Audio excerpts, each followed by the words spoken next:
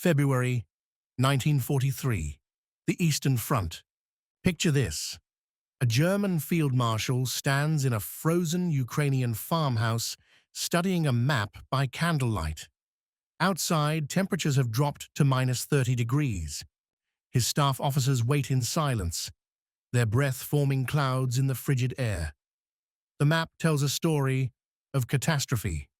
Red arrows, Soviet forces, are slicing through German lines like scythes through wheat. 3 entire army groups are on the verge of collapse. 500,000 men could be surrounded and destroyed within days. One officer finally speaks. "Herr Feldmarschall, we must retreat to the Dnieper. It's the only way." The field marshal, Erich von Manstein, doesn't look up from the map. When he finally responds, his voice is calm, almost quiet. "Gentlemen, we will not retreat. We will attack." The room goes silent. Attack? With what? Against whom? The Soviets have them outnumbered 5-1. But Manstein sees something no one else does. A pattern in the chaos. An opportunity hidden in disaster.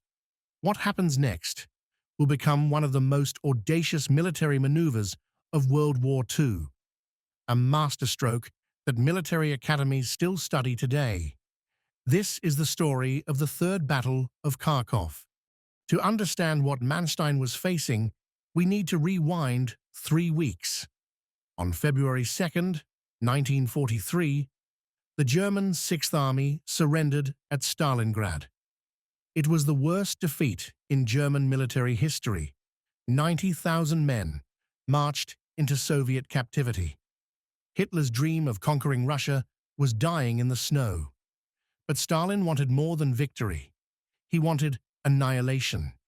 He ordered a massive winter offensive, Operation Star and Operation Gallop.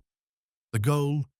Trap and destroy German Army Group South, push all the way to the Dnieper River, and potentially knock Germany out of the war entirely.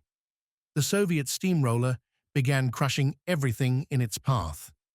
German units, exhausted from months of fighting and starved of supplies, began to crumble. Cities fell like dominoes. Kursk, Belgorod, and most symbolically, Kharkov, the 4th largest city in the Soviet Union. Manstein watched this unfold with growing alarm. He commanded Army Groups South, but Hitler had tied his hands with one of his infamous no-retreat orders. Units were ordered to hold their positions to the last man, even when surrounded. It was the same thinking that had doomed Stalingrad. Manstein did something that could have cost him his command or his life. He ignored Hitler's order. In his memoir, Lost Victories, Manstein describes his philosophy. Success in war requires freedom of action, not rigid obedience to impossible commands. So he authorized tactical retreats, pulling his forces back, even as Hitler raged over the telephone from his headquarters in East Prussia. But Manstein wasn't just retreating, he was preparing a trap. Here's what Manstein understood, that everyone else missed. The Soviet offensive was succeeding too well. The Red Army had punched deep into German-held territory, hundreds of kilometers in some places. But this created something called overextension. Their supply lines were stretched thin as rubber bands. Their tank columns were running low on fuel. Their infantry divisions were scattered across the frozen steppe, exhausted from weeks of continuous attack. The Soviets were like a boxer who's thrown so many punches he's left himself wide open for a counterpunch. Manstein began quietly assembling a strike force.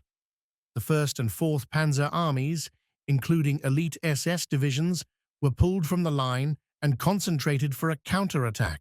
But timing was everything. Strike too early, and the Soviets would simply pull back. Strike too late, and his own forces would be overwhelmed. Meanwhile, he played a dangerous game with Hitler. In late February, he flew to Hitler's headquarters for a face-to-face meeting.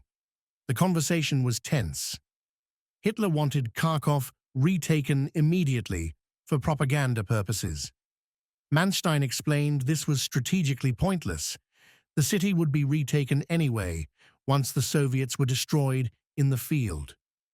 According to Manstein's account, Hitler finally relented, giving him operational freedom. But there was a catch. If the counteroffensive failed, Manstein would be finished. Perhaps literally. On February 20th, with Soviet forces spread across a 200-kilometer front, Manstein gave the order: attack. What happened next was like watching a chess grandmaster execute a devastating combination. German panzer divisions struck from multiple directions simultaneously, hitting the exposed flanks of Soviet mobile groups that had pushed too far forward. Soviet commanders, expecting continued German retreat, were caught completely off guard. The 4th Panzer Army smashed into the Soviet 6th Army, which was advancing toward the strategic city of Zaporizhzhia. Within 48 hours, the Soviet force was encircled and shattered. Then, the German pincers swung north, cutting off more Soviet units. Manstein called this a backhand blow, letting your opponent overcommit to an attack, then striking from the side with devastating force. It's a technique as old as warfare itself, used by everyone from Hannibal to Napoleon. But executing it with modern mechanized armies across hundreds of kilometers in the middle of winter required extraordinary skill. The weather itself became an ally. As February turned to March, temperatures began to rise, and the spring thaw started. The frozen steppe turned to mud, the infamous Rasputitsa that has trapped countless armies in Russia. Soviet units that had been racing forward suddenly found themselves bogged down, unable to maneuver, sitting ducks for German panzers operating on better roads. By early March, the entire character of the battle had reversed. German forces were advancing. Soviet forces were in full retreat. Cities that had fallen weeks earlier were recaptured. And on March 14th, German troops re-entered Kharkov. The city had changed hands 4 times in less than 2 years. Its buildings were ruins, its streets littered with the debris of war. But strategically, Manstein had achieved the impossible. He'd taken an impending catastrophe and turned it into a stunning victory. Soviet losses were staggering. Over 50,000 casualties, hundreds of tanks destroyed, entire divisions obliterated. The German front was stabilized. Army Group South was saved from destruction. But here's where the story takes a darker turn, because this brilliant military achievement came at a terrible human cost, and it ultimately changed nothing about the outcome of the war. The recapture of Kharkov, particularly by SS units, was accompanied by horrific atrocities against the civilian population and Soviet prisoners. War crimes that stain any military accomplishment. Manstein would later claim ignorance of these crimes, but historians remain skeptical. Moreover, Manstein's tactical genius couldn't overcome Germany's strategic disaster. The Third Battle of Kharkov was a tactical victory, but Germany was still losing the war. The Wehrmacht had been bled white at Stalingrad.